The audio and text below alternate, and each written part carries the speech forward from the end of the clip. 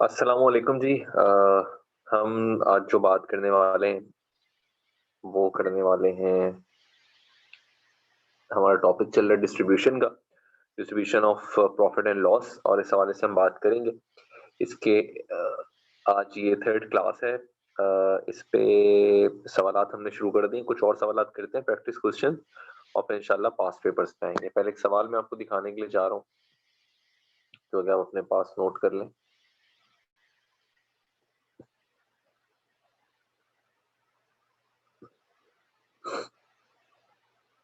अच्छा, सवाल से पहले सॉरी रिक्वायरमेंट हम देखेंगे, फिर उसके बाद हम आएंगे क्वेश्चन पे। हमेशा मैं कहता हूँ जब भी सवाल आप देखें, सबसे पहले उसकी जो रिक्वायरमेंट्स होती है ना, वो पढ़ते हैं सबसे पहले, ताकि एग्जाम में आपको पता है सवाल आपको करना है या नहीं। तो सबसे पहले नीचे देखो, रिक्वायरमेंट लिखी हुई है, रिक्वायर्ड प्रिपेयर प्रॉफिट और लॉस डिस्ट्रीब्यूशन समरी। ठीक है सर, ये हमें आती है बनाना। Record entries in journal. ठीक है सर, हमें ये भी आता है। Show how entries will be posted in the partners current account, यानी कि पार्टनर्स के करंट अकाउंट को कह रहा है कि किस तरह से पोस्ट की जाएंगी एंट्रीज। अकाउंट, जब भी कोई किसी वर्ड के साथ अकाउंट लिखा आएगा, account receivable account, account payable account, cash account, इसका मतलब उसका टी अकाउंट मांग रहा है। तो पार्टनर्स करंट अकाउंट का मतलब क्या है? एक बात तो समझ में आ गई कि ये सवाल जो है वो फिक्स कैपिटल का होगा जब इसमें करंट अकाउंट है, क्योंकि अगर फ्लक्चुएटिंग कैपिटल होता तो फिर कैपिटल ही अकाउंट होता। D, prepare partial balance sheet of partnership as on December 31st 2012। कह रहे हैं कि पार्टनरशिप के लिए एक बैलेंस शीट भी बना दो। ठीक हो गया जी, रिक्वायरमेंट हमें समझ में आ गई है। सवाल हम करते हैं, और सवाल में सबसे पहले आपके सामने लिखा हुआ है, alpha and beta are partners. Alpha and beta, अच्छा ठीक है। Alpha and beta are partners, the equity position of alpha beta and company reflects following balances as on January 2012। इसका मतलब है अल्फा और बीटा पार्टनर्स हैं। कह रहे जो इक्विटी पोजीशन है अल्फा और बीटा कंपनी की, वो ये है। पार्टनर्स कैपिटल देखो, अल्फा कैपिटल लिखा है, अल्फा करंट लिखा है, समझ में आया? ये इसका मतलब ये हुआ, सवाल में ही नहीं बता रहा कि ये फिक्स्ड है या ये फ्लक्चुएटिंग है, हमें खुद ही देख के अंदाजा हो रहा है। कैसे अंदाजा हो रहा है? कैपिटल भी दिया हुआ है, करंट भी दिया हुआ है, इसका मतलब ये फिक्स कैपिटल है। जब भी तो दूसरा अकाउंट खुला है करंट के नाम से, कि जिसमें इनकम, सैलरी, प्रॉफिट का हिस्सा सब कुछ जा रहा होगा। ठीक है, तो सवाल देख के क्या पता चल रहा है कौन सा? ये फिक्स कैपिटल है। कहता है अल्फा का कैपिटल है 7 लाख, अल्फा का करंट है 3 लाख, और टोटल कितना है? 10 लाख। ठीक हो गया, दोनों की नेचर सेम है तो मिला के बता दी 10 लाख। बीटा का कैपिटल कहता है 7 लाख है, बीटा का करंट है 1 लाख, और 8 लाख क्या है? बीटा का टोटल है। ये कब तक की बात बता रहे हैं? 1 जनवरी 2012 तक की। आगे पढ़ते हैं, 1 जनवरी 2012 तक की बात बता रहे हैं, आगे चलते हैं। अब जब हम आगे आते हैं तो इसमें लिखा है company uses fix capital method. चलो आगे बता भी दिया, लेकिन हम तो वैसे भी समझ गए थे सर ये फिक्स कैपिटल है। चलो इसने बता दिया, company uses fix capital method. The profit for the current year was rupees 800,000 and partners had mutually agreed on the following terms. 8 lakh का प्रॉफिट है, किस तरह डिस्ट्रीब्यूट होगा देखते हैं। Alpha and Beta are entitled to receive annual salaries rupees 300,000 and 250,000 respectively. Alpha और beta को salaries मिलेंगी। ठीक है, अल्फा को मिलेगी 3 लाख, बीटा को मिलेगी 2.5 लाख सालाना। ठीक हो गया, यानी इस प्रॉफिट में से दोनों को सैलरीज मिलेंगी। Two, interest at 10% on capital beginning balance to be paid to both partners. कह रहे हैं जो बिगनिंग बैलेंस है कैपिटल का, जो बिगनिंग बैलेंस है, बिगनिंग बैलेंस अभी देखा है ना हमने, फर्स्ट को क्या था 2012 को 7-7 लाख था। कहता है उस पर 10% दोनों को इंटरेस्ट मिलेगा। ठीक है। Three, during the year cash withdraw by beta 4,50,000। इस साल बीटा ने पैसे भी निकाले बिजनेस से, यानी कि ड्राइंग भी की है। ड्राइंग कितनी है? 4.5 लाख, लेकिन किसकी? खाली बीटा की। Fourth, during the year beta injected 25,000 cash. Beta ने पैसे भी डाले। कहाँ डाले पैसे? बिजनेस में। ठीक है, एक तो विड्रॉ किया है, 4.5 लाख की ड्राइंग भी है, और इन्वेस्टमेंट भी किया मजीद 25,000 की।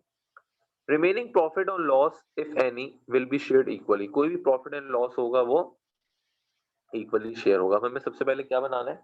अब हमें सबसे पहले बनाना है profit and loss distribution summary. ठीक हो गया।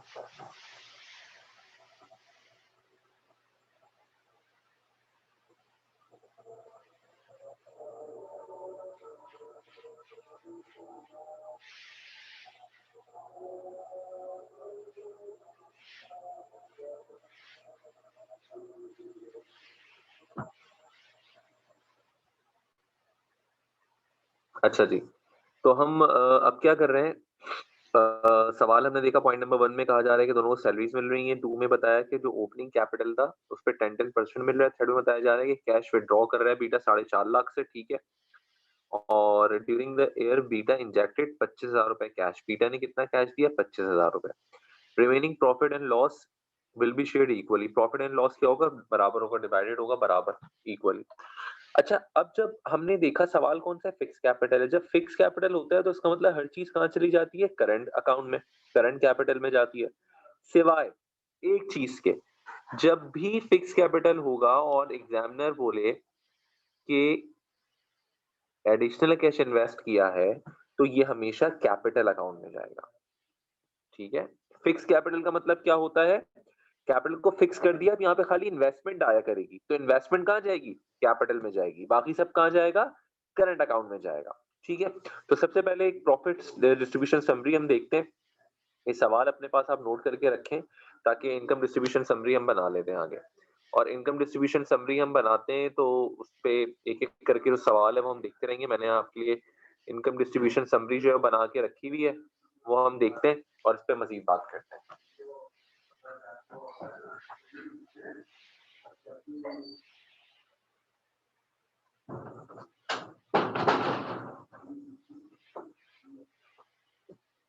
देखें, सवाल आप देखें, सबसे पहले आपके पास जो मौजूद है, तो उस सवाल के अंदर फिक्स कैपिटल दिया हुआ है, ठीक है, 7 लाख दिया हुआ है। क्वेश्चन आपने अपने भाई यकीनन नोट कर लिया होगा, फिक्स कैपिटल आपको नजर आ रहा होगा 7 लाख। तो इस सवाल में भी अगर आप देखें तो हमेशा इनकम डिस्ट्रीब्यूशन समरी हम कैसे बनाते हैं, तो कैपिटल था वो हमने लिख दिया, ऊपर लिखा हुआ कैपिटल, अल्फा का 7 लाख, बीटा का 7 लाख, ठीक हो गया। टोटल कितना हो गया, 14 लाख। नेट इनकम पे हम आते हैं, नेट इनकम सवाल में कितनी दी हुई है, 8 लाख, वो उठा के हमने आगे लिख दिया 8 लाख की, ठीक है, सवाल में दी हुई है आपको।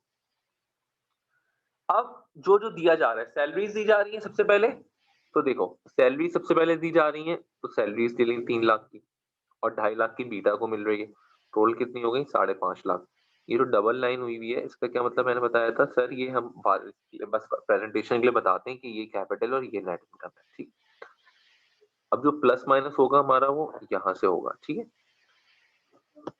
आओ, salaries 3 lakh 2.5 lakh, interest on capital 10% लिखा है ओपनिंग पे, तो ओपनिंग कैपिटल कितना था, 7 लाख। अल्फा का भी 7 है, बीटा का भी 7 है, तो 7 लाख पे जब 10% लिया तो 70 हजार हो गया। टोटल कितना हो गया, 1,40,000, ठीक है भाई। उसके बाद क्या था, उसके बाद ये था कि विड्रॉ किया है कैश 4,50,000 बीटा ने। याद रखना, जब भी विड्रॉ करेंगे उसकी अमाउंट कभी भी इनकम डिस्ट्रीब्यूशन समरी में शो नहीं करेंगे। इनकम डिस्ट्रीब्यूशन समरी में क्या शो करेंगे, खाली इनकम से रिलेटेड चीजें। जो प्रॉफिट हुआ है वो बांटा है, इसीलिए इनकम डिस्ट्रीब्यूशन समरी है। इसके अंदर ना हम दिखाएंगे ड्राइंग आ रही है, ना ही इसके अंदर जो मजीद इन्वेस्टमेंट आ रही है वो हम दिखाएंगे, ठीक है। अब आप पूछे सर ये भी तो आप दिखा रहे हैं कैपिटल, बिल्कुल दिखा रहा हूं, लेकिन ये मैंने क्या किया है, फिक्स किया हुआ है, टोटल वोटल के लिए यूज नहीं कर रहा हूं उसको मैं, कि ये टोटल, ये नहीं बता रहा हूं कि इसमें हम मजीद ऐड कर रहे हैं। डबल लाइन का मतलब क्या है, ये फिक्स्ड है, ये कहीं ऐड और कैलकुलेशन में नहीं आएगा, ठीक है। तो लिहाजा जब भी एक बात याद रखना कि जब भी ड्राइंग होगी और ड्राइंग के अलावा जब भी एडिशनल इन्वेस्टमेंट होगी, वो कभी भी इनकम डिस्ट्रीब्यूशन समरी में नहीं आएगी, ठीक है। तो लिहाजा अब हमने क्या किया, अब हमने ये किया अपने पास कि हमने क्या क्या किया, हमने नेट इनकम और सैलरीज, नेट सैलरीज और इंटरेस्ट दे दिया। इनका टोटल करो जरा कितना है, 6,90,000। तब 8 लाख में से जो ये नेट इनकम है, 8 लाख में से 6,90,000 गए तो कितने बच गए, 1,10,000। वो अब जो बच गया वो हमने यहाँ लिख देते हैं, हमेशा सब कुछ देने के बाद जो बच जाता है वो यहाँ लिख देते हैं, लिख दिया। सवाल में देखो लिखा है दोनों पार्टनर्स को इक्वली मिलेगा सब कुछ, पॉइंट नंबर 5 में। तो 1,10,000 को डिवाइड कर देंगे इक्वली, 55,000 अल्फा को दिए, 55,000 बीटा को दिए, तो टोटल दोनों का कितना बन गया, 1,10,000, ठीक है। तो जो प्रॉफिट में से हिस्सा बचा वो दोनों को बांट दिया। पिछले सवाल अगर आपने मिस किया, इसमें मैंने इनकम डिस्ट्रीब्यूशन समरी का एक सवाल कराया है, अगर आप ये फर्स्ट टाइम कर रहे हैं और आपने वो मिस कर दिया है तो उसकी वीडियो देखना जाके। इनकम डिस्ट्रीब्यूशन का एक सवाल मैंने फर्स्ट टाइम कराया था, सिर्फ डिस्ट्रीब्यूशन समरी समझाई थी। दूसरे लेक्चर में पूरा एक सवाल कराया है इनकम डिस्ट्रीब्यूशन समरी को लेके, एंट्रीज को लेके। अगर आपने वो मिस कर दिया तो उसकी वीडियो देखो, ये थर्ड वीडियो है।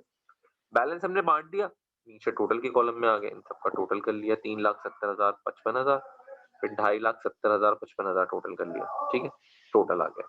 ये इनकम डिस्ट्रीब्यूशन समरी मेरी बन गई है। और देखो मैंने नीचे लिख भी दिया है याद दिलाने के लिए, remember summary will only for use income distribution, income distribution के लिए यूज हो रही है। No drawing and additional investment will be shown in this summary, कुछ भी कभी भी इसके अंदर शो नहीं किया जाएगा, ठीक हो गया। अब आ जाओ इसकी नंबर 2 पे कह रहा है एंट्रीज बनाओ, और एंट्रीज भी बना लेते हैं। नंबर 2 पे एंट्रीज देख लेते हैं क्या।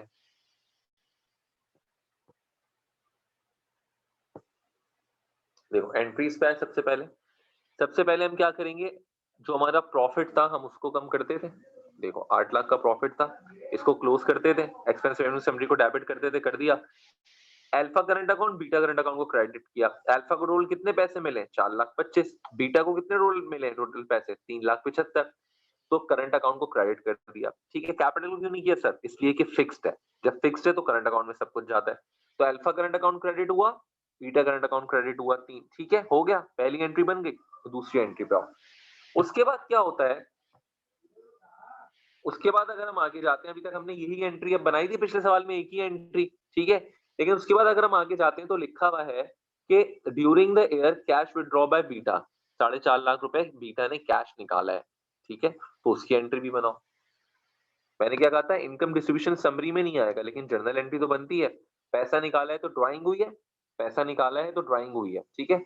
ये वो वाला कैपिटल कम नहीं हो रहा जो फॉर्मेशन में हमने किया था, हमने कहा था कि दोनों ने इन्वेस्टमेंट की है, अगर किसी ने ज्यादा इन्वेस्टमेंट कर दिया तो वो निकाल ले। तो उसने जब ज्यादा इन्वेस्टमेंट निकाल ली थी तो हमने कैपिटल को वहां डेबिट किया था, याद है। लेकिन यहाँ ये ज्यादा इन्वेस्टमेंट को नहीं निकाल रहा, बल्कि पैसा निकाल रहा है अपने लिए। और जब भी पैसा अपने लिए निकालते हैं तो क्या करते हैं, ड्राइंग को डेबिट करते हैं। पर समझ में आया, वहां पे फॉर्मेशन में हम कैपिटल को डेबिट कब करते थे, जब हम कैपिटल को इसलिए डेबिट करते थे कि हम कहते थे जी इसने इतना पैसा इन्वेस्ट किया है, अगर कम है पैसा तो और जेब से डालेगा, ज्यादा है तो निकाल लेगा, इसलिए कैपिटल डेबिट करते थे फॉर्मेशन के टॉपिक पे। लेकिन यहाँ पे वो पैसा अपने लिए निकाल रहा है, ठीक है, यहाँ पे इन्वेस्टमेंट की बात नहीं हो रही है, ठीक है। तो जब भी अपने लिए निकालेगा तो ड्राइंग डेबिट होगी। ये एंट्री बना दी, थर्ड एंट्री पे आओ।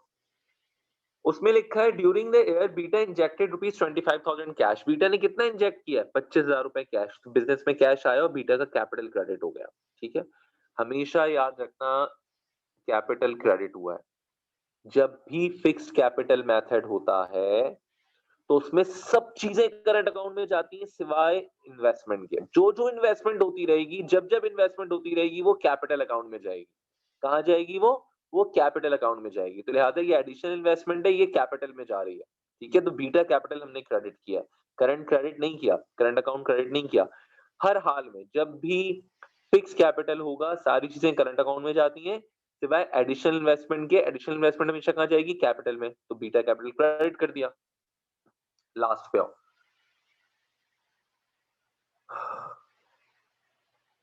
लास्ट में हमने क्या किया, अब हम क्या करते हैं, जो ड्राइंग अकाउंट होता है ना उसको भी क्लोज करते हैं। क्यों करते हैं सर, देखो यहाँ पे हमने एक्सपेंस रेवेन्यू समरी को क्लोज किया था और करंट अकाउंट को बढ़ा दिया था। यहाँ पे जब भी ड्राइंग होगी ना उसको क्लोज करना।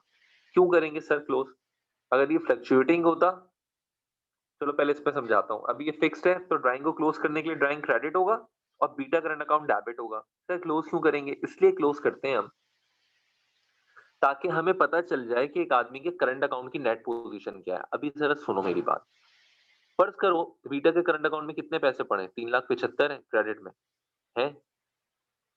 बीटा ने 4.5 लाख रुपए निकाल भी तो लिए।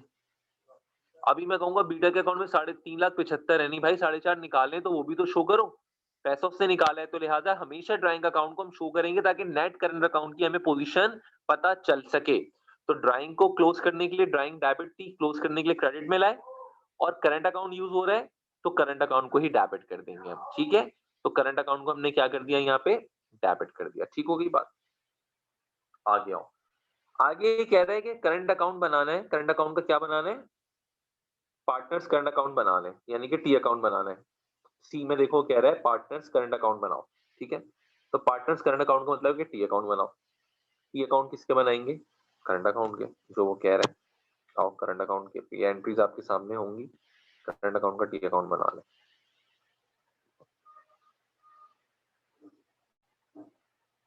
देखो